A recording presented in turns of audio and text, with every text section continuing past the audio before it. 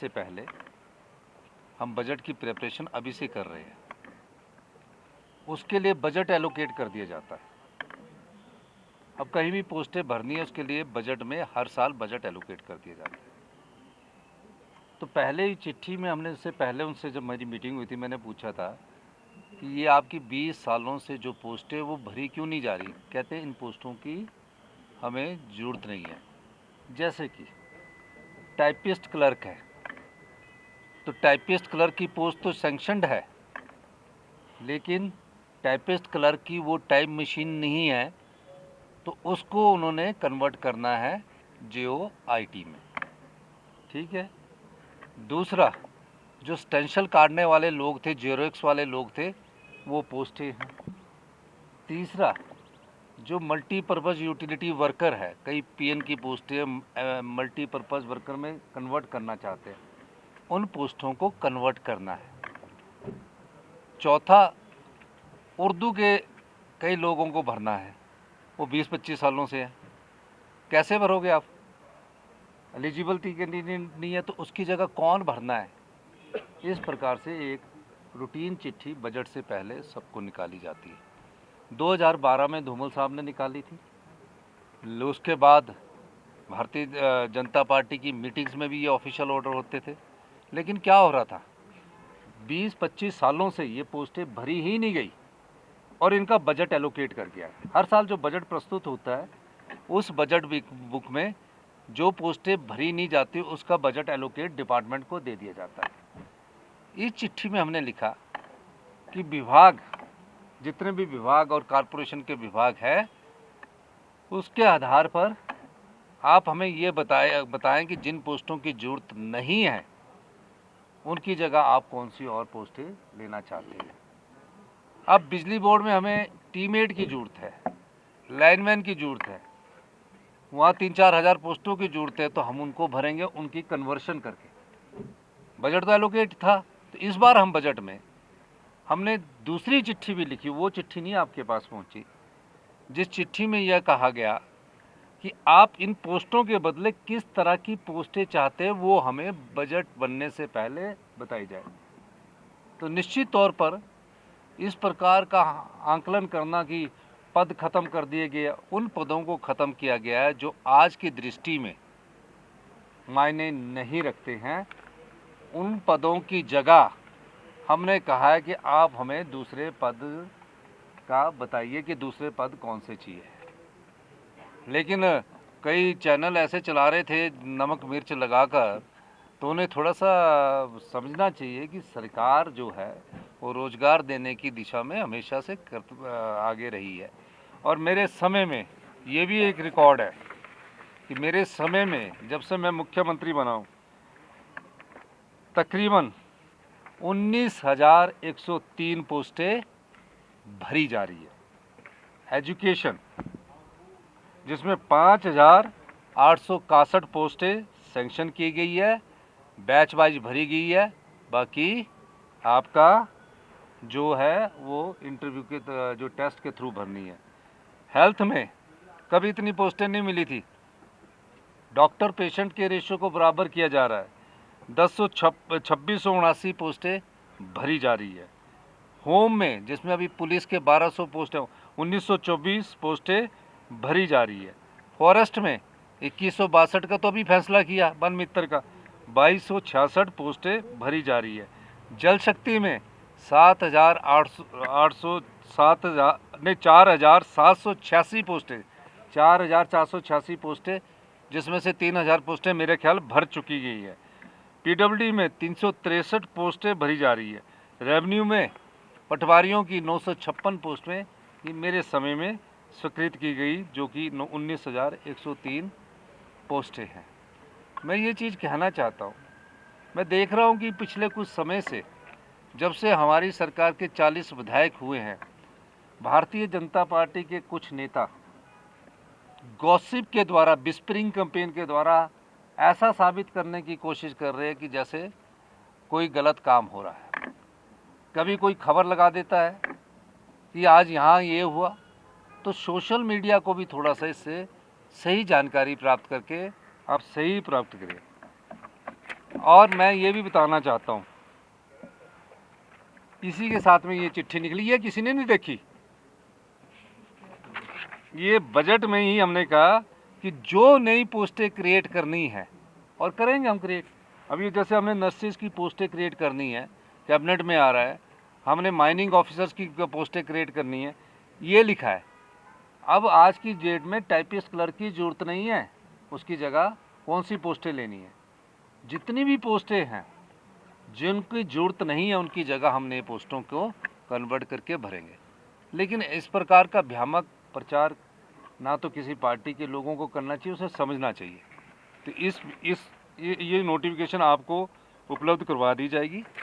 ये नोटिफिकेशन की कॉपी है और कॉपी में फ़ोटो स्टेट सबको उपलब्ध करवा दी जाए, ये मैं आपको कहना चाहता था। अधूरी जानकारी भी ना समाज के लिए अच्छी नहीं होती। अब पूरी जानकारी आपको हमने दी है, तो मेरा ये मानना है कि जो सरकार अभी 2 साल 11 दिसंबर को पूरे होने हैं, उससे पहले अगर 19,000 पोस्टें निकाल रही हैं और 3,000 पोस्टें और लाइन पर है, तो इसका मतलब हम युवाओं को रोज़गार देना चाहते हैं। यही नहीं, 2020 से जितने भी केसेस फंसे हुए थे कोर्ट में, हमने उनको भी ठीक किया है।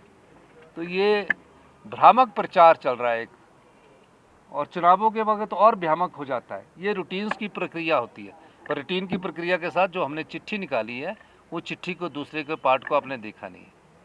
यही मैं आपके साथ कहना चाहता हूँ। और ये भी मैं आपको बताना चाहता हूँ कि हमारी सरकार युवाओं को रोज़गार दे रही है। और मैं खासकर सोशल मीडिया से भी अनुरोध करना चाहूँगा कि आप थोड़ा सा सही जानकारी के साथ आप अपनी खबर को चलाएं। सर, अभी इसको लेकर एक नई बात सामने आई है जो कि आपने डिमांड भी की है नीति आयोग से, और इसके प्रति नीति आयोग या जो कमीशन है फाइनेंस कमीशन, उनका रुख क्या है? देखिए, ग्रीन बोनस की बात कहाँ से आई?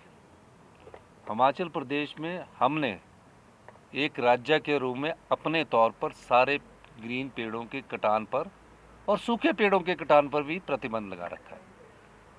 नॉर्दर्न इंडिया के हम लंग्स कहलाते हैं। अगर हम अपने पेड़ों को दूसरे राज्यों की तरह काटने की अनुमति दे दी जाए, तो हम 1 लाख करोड़ रुपया 2 साल में ही कमा लेंगे। हम अपने वनों का अगर भी संरक्षण चाहते हैं, लेकिन हो क्या रहा है कि हमारे 4 एमपी होते हैं पार्लियामेंट में, उनकी आवाज़ नहीं होती। पर 4 एमपी पूरे देश का प्रतिनिधित्व करते, ये बात तो सही है। वो एमपी मांग तो उठाते नहीं है, वो तो यहाँ के प्रेस में बोलना है। जैसे कि आजकल प्रेस कॉन्फ्रेंस में बोलने का दायित्व उनका है, करना कुछ नहीं है, दायित्व है, राष्ट्रीय स्तर के भी नेता है। लेकिन क्या आपका ये दायित्व नहीं बनता है कि आप सरकार की डिसीजन मेकिंग बॉडी में हैं? आप भी एक चिट्ठी लिख के बोलिए कि हमें ग्रीन बोनस दीजिए, हमें नहीं, पूरे राज्यों को दीजिए। और इस आधार पर देना चाहिए पूरे राज्यों में कि जो अपने वन संरक्षण ज़्यादा करते हैं उसको उस परसेंट के हिसाब से रखना चाहिए। फाइनेंस कमीशन को भी टोटल टैक्सेस का जो हमारा है उसका 2% पूरे हिंदुस्तान के राज्यों के लिए रखना चाहिए, कि जो क्लाइमेट चेंज और वन संरक्षण के लिए अपना पैसा बचा कर रखें, अपने वन को बचा कर रखेंगे, उन्हें हम इंसेंटिव्स देंगे। हो क्या रहा है? प्रोटेक्शन के लिए रखा नहीं जा रहा है, इन्वेस्टमेंट की जा रही है क्लाइमेट चेंज के नाम पर। अरे जो वन लगे उनको तो प्रोटेक्ट कीजिए, उसके लिए तो करने का कोई बजट में प्रावधान नहीं है। इसलिए ग्रीन बोनस की हमने बात की है। और दूसरी जो हमारी संपदा को पिछली भारतीय जनता पार्टी की सरकार ने लुटाया है, उस अधिकार की भी लड़ाई लड़ रहे हैं। भारतीय जनता पार्टी ने तो पूरे 5 साल में 20,000 नौकरियां नहीं निकाली, हमने वो भी निकाली है। सर, आप पर्वतीय राज्यों के मुख्यमंत्रियों से एकजुट होकर आप ये अपील करेंगे कि सारे पर्वतीय राज्यों को एकजुट होकर करना चाहिए? 4 अगर, क्योंकि हम तो कांग्रेस शासित राज्य है, भारतीय जनता पार्टी के जो शासित राज्य हैं उनको भी इस बारे में सोचना चाहिए। सर, एक रोजगार से रिलेटेड मामला है, क्योंकि आज उस कैबिनेट सब कमेटी की अभी तक जितनी बैठकें हुई हैं, लास्ट बैठक में भी जो ऑफिसर्स कमेटी की एक रिकमेंडेशन है उसको ओवररूल करने को कोई रेडी नहीं है। ना लॉ डिपार्टमेंट है, ना पर्सनल है, ना विजिलेंस ब्यूरो है। तो अब वो या तो कैबिनेट को शायद ये भेज रहे हैं कि फुल कैबिनेट ही डिसाइड करे कि पेपर लीक के मामलों का क्या करना है। नहीं, जहाँ तो भ्रष्टाचार की आएगी, जहाँ बहुत ज़्यादा पेपर लीक हुए होंगे, वहाँ तो अब लॉ को ध्यान में रखकर ही आगे बढ़ा जाएगा। सर, आज से जो आपका कार्यक्रम शुरू होकर नेता प्रतिपक्ष ने भी टिप्पणी की है और उनकी तरफ से कहा गया है कि जो जनमंच था और राजनीतिक दुर्भावना की वजह से सरकार ने बंद किया है। नहीं, जनमंच पर ना 2-2 करोड़ रुपए खर्च कर दिया जाता था, तो उसका फ़ायदा नहीं था। और जो मेरा टूर है, वो तो बेचारे किसी ने घर में खाना बनाया है, वो खाना खाने जा रहा हूँ मैं, उनसे मिलने जा रहा हूँ। उस डोडरा क्वार में आज तक कोई मुख्यमंत्री गए, मुख्यमंत्री सारे गए, जयराम जी भी गए, लेकिन रात को कोई प्रदेश का आज तक मुख्यमंत्री नहीं रहा। मैं रात को उनके बीच में रहूँगा, उनकी बात को समझूंगा और अपनी उस गारंटी को पूरा करेंगे जिसके लिए भारतीय जनता पार्टी बोलती है कि कौन सी गारंटी पूरी करनी है, वो चीज़ें भी दूंगा। पहले ऐसे गांव में जहां आज तक सड़क नहीं पहुंची है, उसका भी मैं उनसे बैठ के बैठक में दिशा निर्देश दूंगा। तो ये कार्यक्रम सरकार आपके द्वार, आज पूरे मंत्री भी अपनी जगह जाएंगे और मैं पूरे सबसे पहले उन बैकवर्ड जिलों में जाना चाहता हूं ताकि हम अपने गांव के लोगों से जुड़ सके। और जो हमारी सरकार का पहले दिन से ही ध्येय है ग्रामीण अर्थव्यवस्था को मजबूत करने के लिए, और बजट से पहले उनके लिए योजना लाई जा सके। ये सब सरकार गांव के द्वार का जो कार्यक्रम है वो गांव की आवाज़ को बजट में सम्मिलित करना है, ग्रामीण अर्थव्यवस्था को मजबूत करना है। अब तो ऐसा तो नहीं है कि गांव के लोगों को तो हम कुछ देते नहीं हैं, हमारे सबके परिवार गांव में रहते हैं, लेकिन उनके लिए कैसे लाना है, कैसे उनको भी समृद्ध करना है, उनके जीवन यापन को भी तो अच्छा करना है। तो ये बजट से पहले की मीटिंग है। और आपने देखा कि अभी बजट की मीटिंगें चल रही है, सेक्रेटरी लेवल पर चल रही है, सेक्रेटरी लेवल पर सुझाव आ रहे हैं। ये चिट्ठी भी उसी का एक सुझाव था। भाई आपने 25 साल से पोस्ट भरी नहीं, अब आप 25 साल के बाद आपको बजट हर साल दे रहे हैं हम बजट, फिर वो विभाग वाले अपनी मर्जी से कहीं खर्च कर देते, वो पैसे का तो सदुपयोग करना है। उसकी जगह आप नई पोस्टें लीजिए, उनको हम कन्वर्ट करेंगे और सारी नई पोस्टों को हम कन्वर्शन करके लगाएंगे। तो दृष्टिकोण क्या है कि जो 40-50 साल से एक अर्थव्यवस्था चली आई है, ये व्यवस्था परिवर्तन के द्वारा बजट में जो हमने कहा है उसको किया। आपने मेरा पहले बजट को देखना, वो अब धरातल पर आ गया है। अब दूसरे बजट की योजनाएं भी धरातल, और तीसरा बजट भी जो होगा वो धरातल पर आएगा। ये सब चीज़ें इससे संदर्भ में। लेकिन क्या होता, भ्रामक प्रचार में भारतीय जनता पार्टी नंबर 1 है पूरे देश में।